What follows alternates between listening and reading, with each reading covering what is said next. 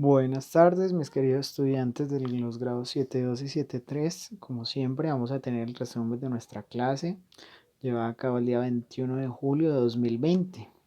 Para el día de hoy, el tema es la Edad Media. Continuamos por este recorrido por los principales periodos históricos de la historia de la humanidad. Entonces, para hoy damos continuidad. La clase pasada trabajamos la Edad Antigua, esta es la Edad Media. Contamos con dos objetivos de clase, ¿no? Identificar los hechos que dan origen a ese periodo histórico conocido como la Edad Media. Y por otro lado, pues es importante que ustedes logren desde hoy comprender las principales instituciones sociales, jurídicas, políticas que se dieron origen en este periodo de la historia. Lo primero es señalar que la Edad Media surge en Europa aproximadamente hacia el siglo V después de Cristo.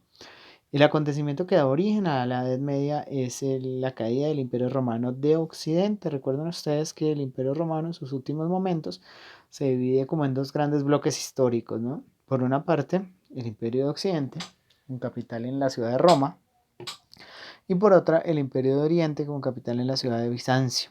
Entonces, a partir de la caída del Imperio Romano de Occidente, específicamente a manos de los pueblos germanos, que los romanos denominaban bárbaros, contamos que los llamaban bárbaros porque no entendían su lengua, entonces les sonaba como si fuera un ba, ba, ba, ba, ba, ba, ba. Entonces los empezaban a llamar bárbaros, ¿cierto? Entonces allí estaban los visigodos, los godos, los ostrogodos, ¿cierto? Todos esos pueblos germanos fueron sitiando el Imperio Romano de Occidente hasta que aproximadamente al año 476 después de Cristo cae la ciudad de Roma. Y se da inicio al periodo conocido como la Edad Media, un periodo que normalmente dividimos en dos grandes etapas, ¿no? La Alta Edad Media y la Baja Edad Media. Aclarando que este periodo sobre el cual vamos a hablar hoy solamente tuvo lugar en el continente europeo y un poco en el cercano oriente, norte de África. La primera institución de la cual queremos hablar es la institución del feudalismo, ¿cierto? Entonces, esta institución del feudalismo determinó todas las relaciones sociales, económicas, culturales de buena parte de la Edad Media. ¿En qué consistía? Era básicamente un contrato entre dos hombres libres. Uno que no tenía tierras, que generalmente era un campesino pobre y su familia, al cual se le denominaba vasallo, y otro que generalmente era propietario de grandes extensiones de tierra, propietario de lo que vamos a llamar en la Edad Media los feudos. Los feudos eran las grandes extensiones de tierra al que se le llamaba señor feudal. Entonces, entre uno y otro se establecían una serie de obligaciones. ¿Cuáles? La primera, entonces, por un lado, estaba la idea de que el vasallo debía servidumbre y debía lealtad a su señor, al señor feudal. Este le permitía habitar en el feudo, le daba una pequeña parcela, le permitía o le daba la autorización para cultivar, construir una casa y tomar lo que necesitara para sobrevivir. Mientras tanto, el señor feudal se comprometía a entregar más o menos el 80 o el 90% de la cosecha, ¿cierto?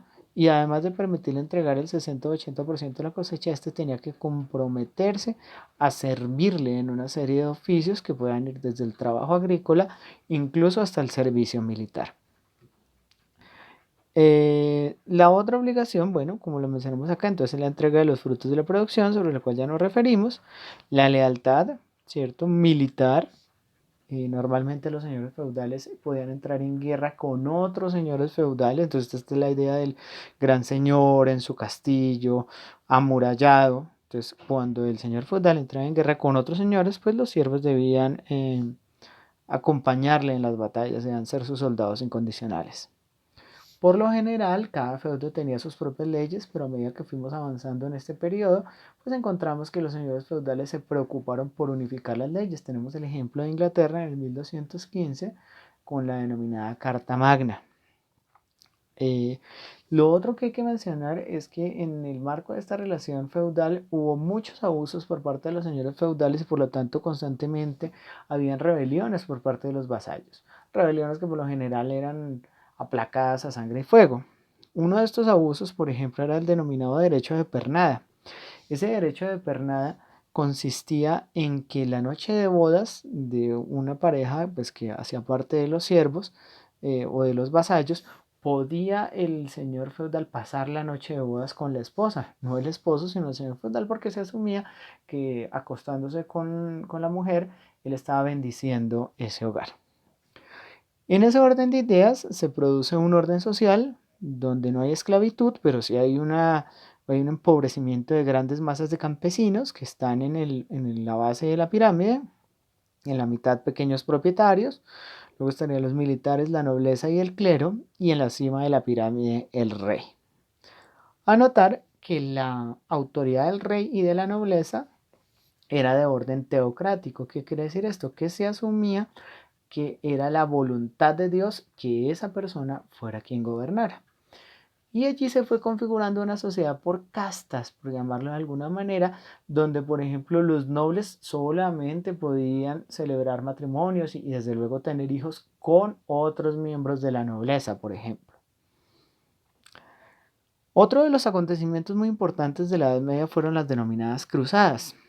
En el año 1095 se desata la primera de una serie de 4 guerras donde desde Europa Occidental se lanzaron grandes campañas militares en contra de las ciudades que se encontraban en manos de los musulmanes, es decir, de la gente que practica la religión del Islam, de los árabes, en los territorios que eran conocidos como Tierra Santa. ¿Cuáles eran los territorios conocidos como la Tierra Santa? Pues eran aquellos lugares donde se asume que vivió y tuvo su vida pública Jesucristo, específicamente la ciudad de Jerusalén y toda la zona de Galilea. Los cristianos europeos desataron feroces guerras, donde se hicieron famosos caballeros como la Orden de los Templarios. Se llamaban cruzados porque llevaban una cruz como estandarte, que era en el ejército de Cristo, y pues bueno, en nombre de ello cometieron innumerables atrocidades en contra de los pueblos musulmanes en el Medio Oriente. Llegaban a las ciudades, saqueaban, asesinaban, violaban, hacían una serie de abusos en contra de la población. Fueron en realidad 4 guerras que terminaron con la mayor parte de, digamos, algunas terminaron con éxitos militares parciales, pero en general Occidente no logra apoderarse totalmente de tierras árabes. El otro acontecimiento sobre el cual dialogamos fue el surgimiento de la institución denominada Inquisición. ¿Qué fue la Inquisición? Fue un tribunal creado por la Iglesia Católica para perseguir a todos aquellos que consideraba promovían ideas contrarias a la fe católica. Las ideas contrarias a la fe católica eran denominadas herejías y las herejías eran castigadas con frecuencia con la muerte en la hoguera. Muchos de los prisioneros, por la sola sospecha de ser herejes, es decir, de tener ideas contrarias a la fe católica, eran llevados a máquinas de tormento, de tortura que se hicieron tristemente célebres en la humanidad, donde muchos de estos prisioneros, simplemente para no sufrir más, pues aceptaban generalmente los cargos. En Colombia tuvimos un tribunal de Inquisición en la ciudad de Cartagena. Finalmente, hablamos que dentro de la historia del pensamiento en la Edad Media también hay filosofía, también hay una serie de concepciones y de corrientes filosóficas, y la más importante de ellas es la denominada escolástica. La escolástica fue una corriente filosófica que pretendió explicar el mundo y explicar los hechos y las prácticas de la vida y de los seres humanos a partir de la fe. Es decir, trataba de equilibrar teología, es decir, la ciencia de Dios y razón, aunque siempre la razón debía estar sujeta a la teología, es decir, Dios como la explicación suprema de todo el mundo. Entonces, chicos, esa fue la clase del día de hoy. Les agradezco muchísimo su participación. Recuerden ver el cuestionario, darle respuesta, mirar en el botón donde está obtener puntaje. Y pues nada, nos veremos el próximo martes. Un abrazo y que tengan una muy, muy feliz tarde, chicos. Gracias.